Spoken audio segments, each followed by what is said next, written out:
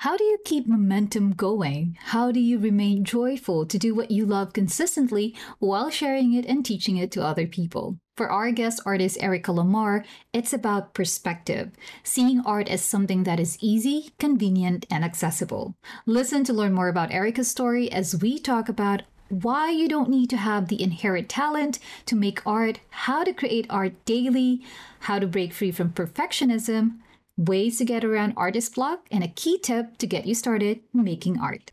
If you want to be part of the conversation, then send in your questions and topics you want us to cover to hello@etcherlab.com. Hey, this is Jessie from Etcher. We believe in your power to create, so we invited artists from all around the globe to inspire you to keep on creating. Join us in this journey and let's celebrate creativity. This is Make More Art, the podcast. Take us through, Erika, of how you started. I mean, you are an art teacher right now. You have your Etsy shop. You're doing YouTube, teaching art. But have you always been creative and with markers, right? And gouache? I've been creative my whole life. I have been an artist as long as I can remember. I mean, some of my earliest drawings I've even revisited now as an adult to make art that incorporates my childhood drawings, because I've been drawing since I was like 4. So, wow.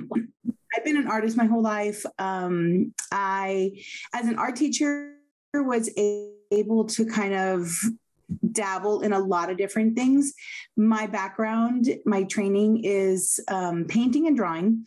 And as an art teacher, I was able to really explore lots of different media because I teach everything. I teach 3-dimensional, 2-dimensional. I even teach film and video. So I have to kind of play with everything. Right. But markers were never something that I was really that interested in. I'm a painter traditionally. So I started as an oil painter. I played with acrylic a little after oil painting. Now I mostly love like watercolor and gouache, but lately I've just been playing mostly with marker. And marker, I think the benefit that I just really, really love about them is that they're just so convenient and portable and kind of forgiving. So that was a really like interesting way to start using this new medium for me. I mean, it's not, there's nothing special about it. Like I literally can draw every day with some markers from the grocery store. They don't need to be fancy, but the idea is that they are so accessible. They're so convenient and portable. And that's what I love about them. I love that you said that as early as young as 4, you're already into art. And wow, do you have any influences or like, well, your environment that you grew up in? My mom was always a doodler. My dad is not a drawer. In my family, I have a lot of siblings. We're 6 kids. And so I would say all of us, except for maybe 1 or 2, all took some sort of interest in art at some point in our life.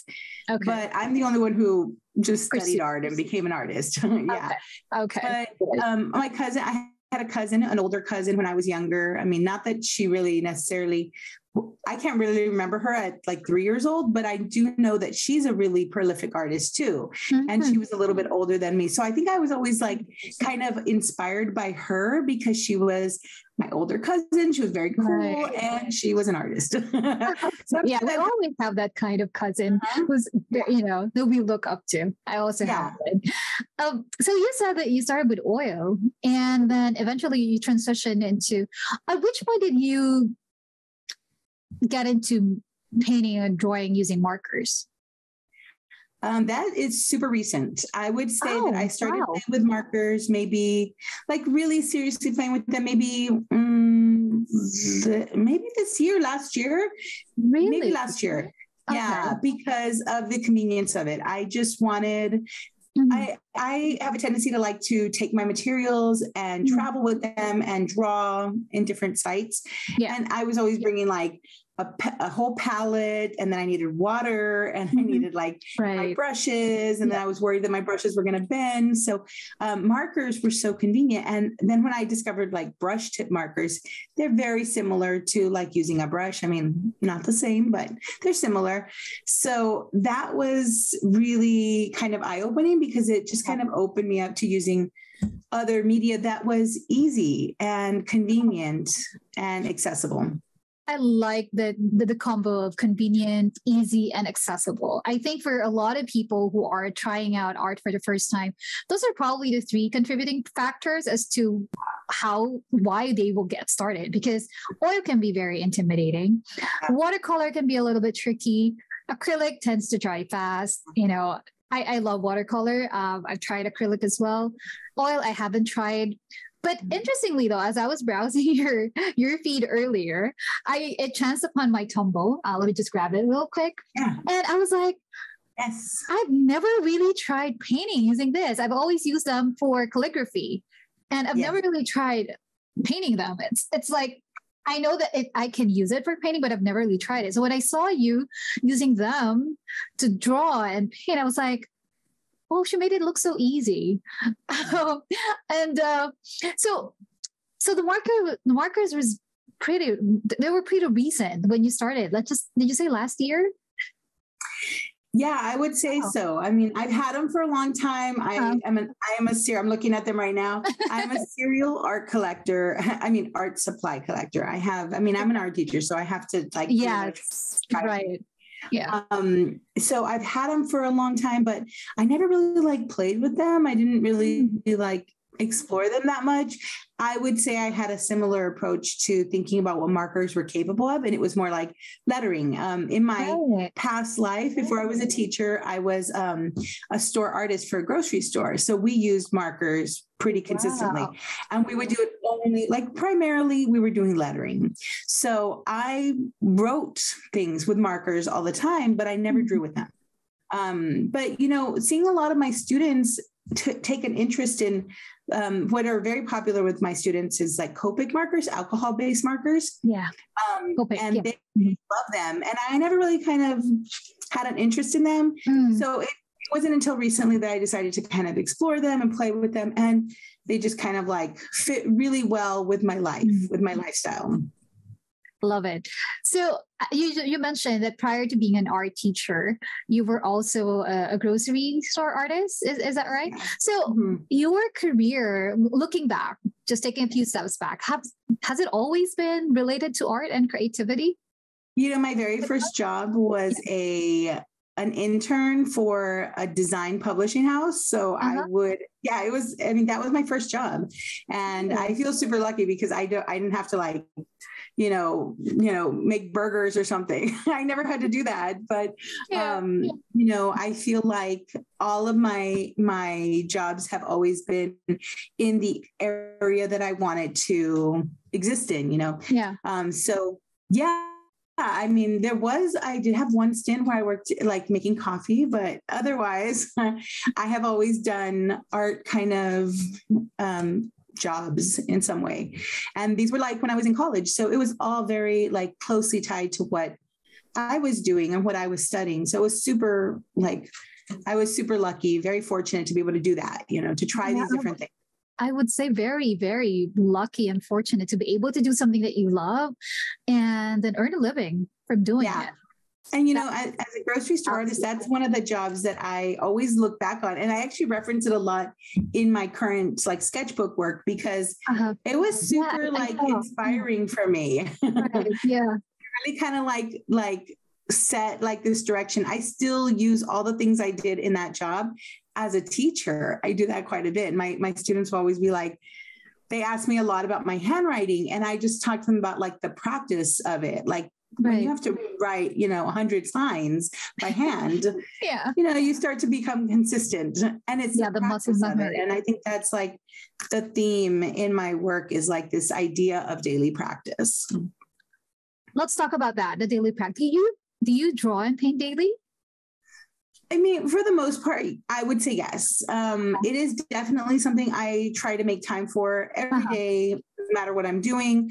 I know that some people they love to work out every day and they have to work out every day, or they have to do, other things that's important to them. And drawing is something that I feel like I have to do. In my everyday job as a teacher, an art teacher, I do that very easily. It's not hard for me to draw every day because I literally have to draw to demonstrate.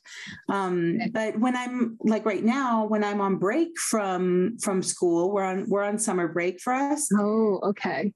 I have to make that time myself because it is easy to not do anything, not draw. But I think daily practice for me is really important just because it helps me to stay, kind of focused on the things that I am guided by, or the things that are that drive me to make. And if I don't draw every day, it's really easy for me to take a day off and then just let that spiral into a month off.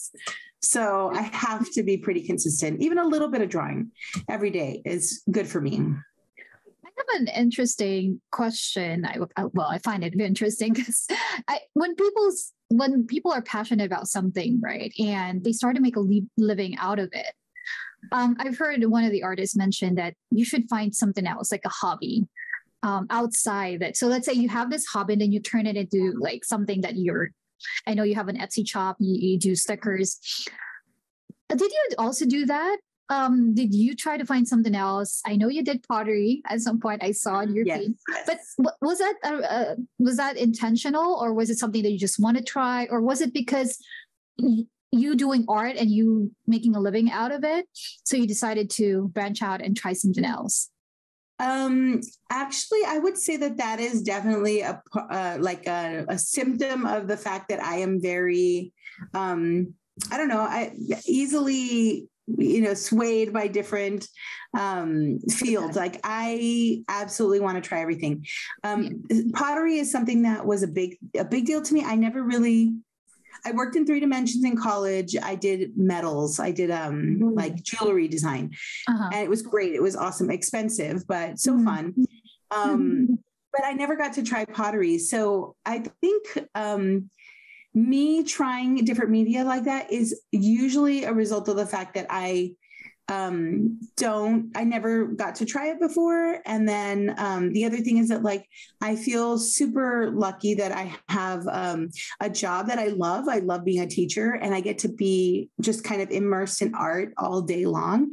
And it gives me the ability to kind of embrace the things that I want to try. So one year I decided that I was going to get myself a kiln for my birthday. And I was like, that's what's going to be my birthday gift. And I want to play with pottery. And so I just decided to try that for a while. I still do it, but it's not my favorite thing. It's not the thing I'm going to do. I always want to go back to painting and drawing, but I do like making things. I think that's my main drive. I like making things. I love that you love making things because it shows. And like what I said when we were talking offline, when I was watching your reels, I really enjoyed them because when you create, when you were showing your art supplies, or you're just showing a typical your sketchbook, you made it look so easy and very accessible. And for someone who's starting out, that's, if I want to follow someone and learn from someone, I want that teacher to be able to showcase the process of making art in such a way that is accessible and relatable for me. So with that, I want to talk about teaching. So you are now teaching, is it high school, right? I teach high school, yes. Wow. Sometimes it can be pretty difficult. I'm not sure if that was okay. But have you always wanted to teach? Was teaching something that you know? Okay. No. How did you end up? I want to be a teacher. When I graduated from college, it was not on my radar at all. An opportunity came up at some point where it was well, do you want to apply? Maybe. I mean, this was I started teaching 20 years ago. So I have been a very long time teacher. Yeah. And at the time when I started teaching, there was a demand for teachers. Okay. And I was able to apply for the job, be hired for the job, and then simultaneously take classes to become a teacher. So even though I didn't have the training, the educational training to become a teacher when I started, they allowed me a certain amount of time to get that training. So I taught and I learned at the same time. It was definitely a kind of like thrown in there with the wolves kind of thing, like you don't know what you're doing, but you're hoping for the best. And I think they felt like, well, it's art, so we're not super worried about, testing scores or anything like that. Mm-hmm. We just kind of, I learned on the job, literally. I learned on the job. But that was something that I never thought I wanted to do. Well, I didn't think I wanted to do at the time, but looking back, I remember myself as a child, and I just know I've always been a teacher, whether I want to admit it or not. I'm a teacher. I have always been one my whole life. I think about the things I did as a child. They were very teachery. I love teachers. And I think I had really great teachers, and they inspired me so much that I think when I found this opportunity to become an art teacher, it wasn't something that I kind of ran from. I was excited to try it because I had only had really great experiences with teachers. I know not everyone can say that, but I still talk to my art teacher from high school. She's amazing. And I always think about the way she does things. So, I think that kind of factored into how I decided to pursue teaching. And I'm really grateful that I did, because it wasn't something I was planning on doing, but it happened, and it should have. I think it was supposed to happen.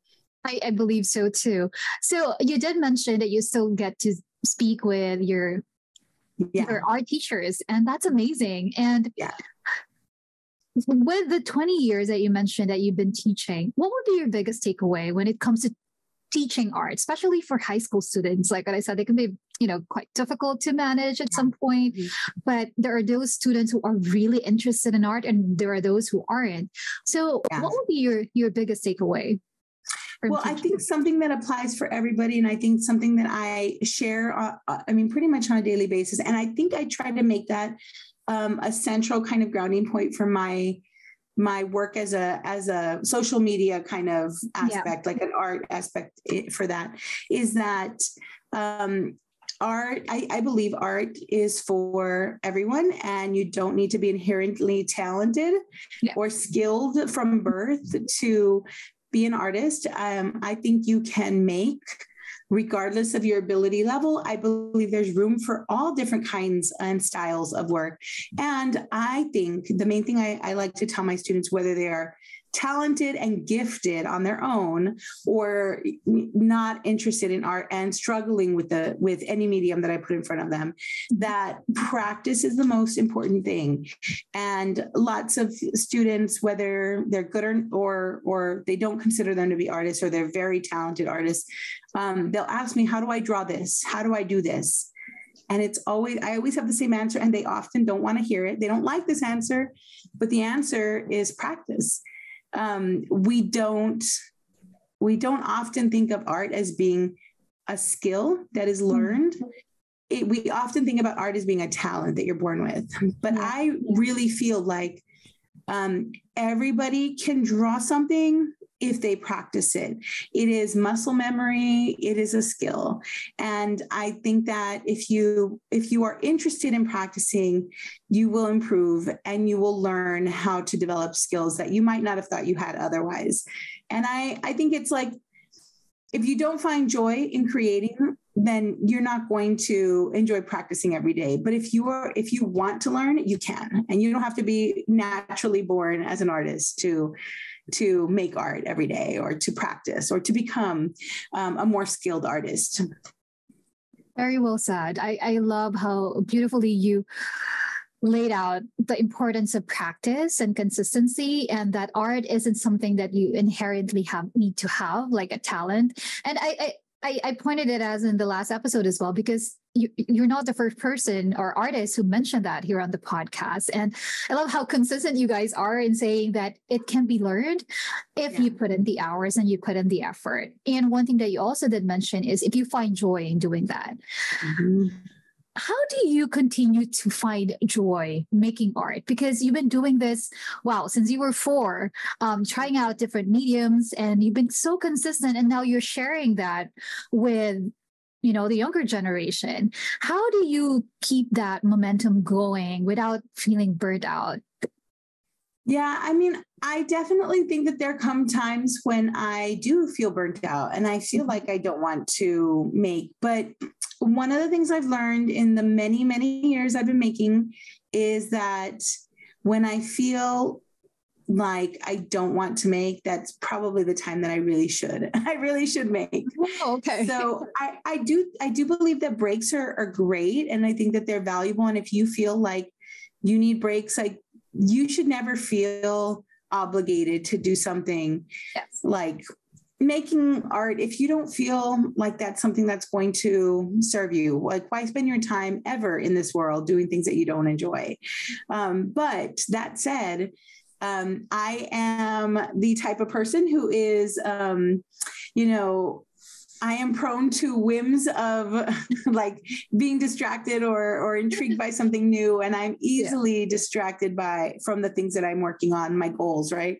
So for me, it is important that I hold myself accountable and I try to be consistent. Social media has been really, really wonderful for that, because by posting or feeling like I have to post something, let's say every day, it documents my process, but also it holds me accountable to drawing every day or to doing at least a little something.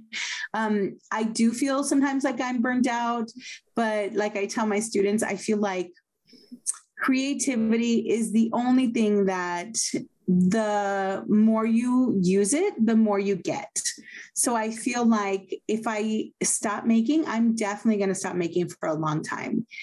But if I keep making, I might have some really bad drawings in the process, and that's okay. But eventually I'm going to get out of that. I feel like that creative making is what keeps me getting more creative. Agree. And thank you for pointing that out, especially the part when you feel like you don't want to create. That's probably the best that you should do it.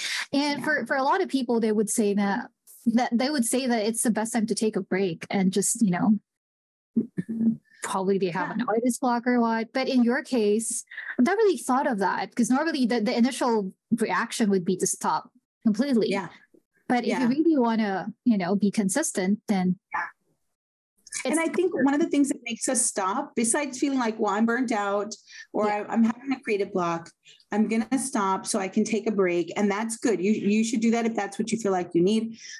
For me, I feel like a break is always something that goes on far longer than I want to if I don't, keep myself on track. So, I don't know. I do think that there's some value to breaking. Like I think it's if it's good for you, do it. For me, I feel like I think the main thing that I want to say here is that I think a lot of that comes from the fact that we expect everything we make to be great. And if you are in a creative block and you're still making, you might not like what you're making. And if you expect everything to be wonderful, you're going to say, you know what, I'm not going to make anything because I know it's going to be bad. But I think it's important to also say, like, we're going to make bad stuff every now and then, and that's okay. Like, not everything has to be a masterpiece. And that's why I work through my blocks, because even if it's bad, I'm just going to turn the page in my sketchbook and I'm going to move on tomorrow. But if you allow that to hold like weight over you, it's hard to kind of work through blocks when you feel like you're going to be making something bad. Like, don't put that pressure on yourself. Like, who cares? Let it be bad. It's okay to be bad. Let it be bad. It's okay to be bad. Wise words. Agree. Yes. And it's also one thing that you pointed out in some of your videos about, drawing or making doodles on your sketchbook instead of like, the nice ones, the paper, because that lifts off the pressure of wanting it to be really good, like a masterpiece.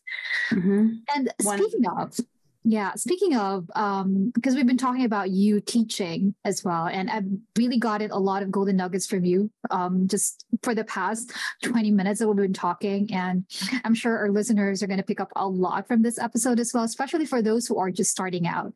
You will be teaching with us on the 26th of this month. And I'm interested to know, what is it that you will be showing for your live demo? Can you take us through and talk about that a little bit, Erika? Yeah. So the live demo, we're going to focus on daily practice. So I want to kind of break it up into a couple of different things. Number one, like planning or preparation. I feel like when I work in my book, I tend to just kind of work with whatever pops into my head. But many people would like some sort of guide or roadmap, something to know like where they're going. So I want to focus on a little bit of like planning. How do you come up with your subject matter? What do you draw? And then how do you approach this, like observation-based drawing, memory drawing, or like imagination-based drawing, and just kind of like different ways to approach it. And then of course a little bit of like technical, just how we use the markers, the potential for what you do with them, things like that have mostly to do with composition, color, and of course just, I think more than anything, relaxing when you make, so that way you're not so worried about what the end product is. Allowing your sketchbook pages to be areas to play, spaces to play, and not necessarily final finished artworks. I'm pretty excited about your class. When you were discussing like the outline of the class, it's so structured, and you're absolutely right about the roadmap. And the blank sheet of paper, a blank canvas, is something that a lot of people are so scared of. So when someone presents them with a roadmap, like planning guide of how to start, that will be so helpful for anyone starting out. Because really, when I was starting out doing watercolor, that was like a kryptonite for me, like the blank page. I would spend a lot of time thinking about how or what I was gonna paint. So what time will be your live demo? This is happening on the 26th. So if you enjoyed listening to Erika, you will definitely enjoy her live demo. So again, it's happening on the 26th. And if you also want to check out Erika's Instagram, we'll have that. That's Erika Beeswax. Erika Beeswax. That's very interesting. I know. I know. It's so ridiculous. I've had Instagram for so long, and I started with that, and I'm just like, it's still here. So I love it. I love it. That's so much, it's the character personality. It's just, and you guys heard her talk about the way she teaches her students. And I love that, you are a teacher to high school students, you're teaching art. So definitely you will pick up a lot from the live demo, and wait for her mini workshop as well, because that will be amazing as well. Erika, any other golden nuggets that you would like to share our audience, especially those who are still on the fence of, starting or making art? Yeah. One thing I would just say is, if you feel a desire, a slight little inkling to make, then you should just do it, explore it. If you don't feel like there's a lot of pressure to make perfection, then you will totally enjoy it. But that's the one thing that I think, I could leave you with, like, make sure that if you feel like you want to make, do it, and don't feel any sort of pressure to be perfect or to be, a fancy artist selling your work in expensive galleries or anything like that.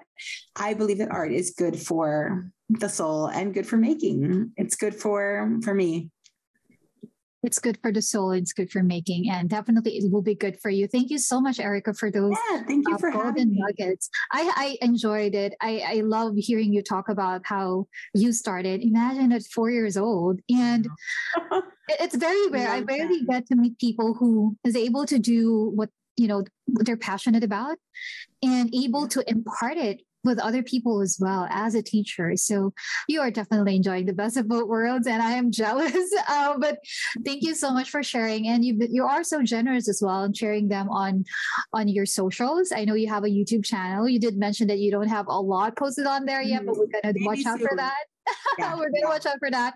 And you also have a newsletter that they can subscribe to. So we'll definitely that's can you mention the website as well, Erika? Yes, so my website is www.flynncrafthouse.com. It is the name of my business. It's literally what I named my house where I make everything. So that's Flynn Craft House. And that's where I have not only my shop, but I have a little area where I want to have content about like learning to paint or making in some way, creative activities. And then I have a little page for fun little freebies. I have coloring pages there that you can download and print for free. I saw that too. And it's like, oh my gosh, there was something there for the Pride Month. I saw, and then the groceries items, the grocery items. I was like, that is so cool. And definitely for kids who want to practice coloring, that's gonna be a huge help. Yeah. Erika, you're so amazing. Thank you so much. You're very talented. I really enjoyed chatting with you on Make More Art. Again, your live demo is happening on the 26th. We'll link in the details, the time. But that is a session that you should definitely watch out for, because you will definitely learn a lot, especially if you are on the fence and you think that a blank canvas is your kryptonite. Erika, thank you so much for being on the show, and we'll catch up with you again, especially on your live demo. Thank you. Bye. Art is certainly good for you, and Erika is truly an inspiration, sharing her gifts with anyone who would like to start making art. What do you like most about this episode? Do let us know by sharing your feedback through the blog post associated with this podcast at etrolab.com/Erika.